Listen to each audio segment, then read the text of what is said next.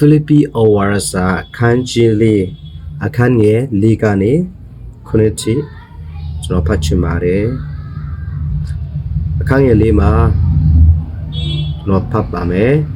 သခင်ဖျား၌အစင်မပြတ်ဝမ်းမြောက်ခြင်းရှိကြလောတဖန်ငါဆိုဒီကဝမ်းမြောက်ကြလောငါလူပေါင်းတို့ရှိ၌တင်တို့ဤဖြင်းရင်ချင်းတဘောကိုထင်ရှားစေကြလောသခင်ဖျားသည်အနိယပါ၌ရှိတော်မူ၏၆အဘယ်မှုကိုမြတ်ဆိုရင်ခြင်းမရှိဘဲ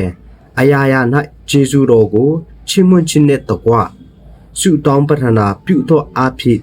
တင်တို့တောင်းပန်လိုသောအရာများကိုဖျားသခင်အားကြားလျှောက်ကြလောခွင်ထို့သောပြုခြင်းအဘယ်သူမျှကြံ၍မမိနိုင်သောဖျားသခင်၏အငြိမ့်သက်ခြင်းသည်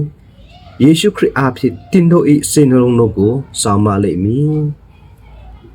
ဂျာနာတဲ့အယောက်ချင်းစီတိုင်းဖျားသခင်တည်ထံကောင်းချီးပေးပါစေ။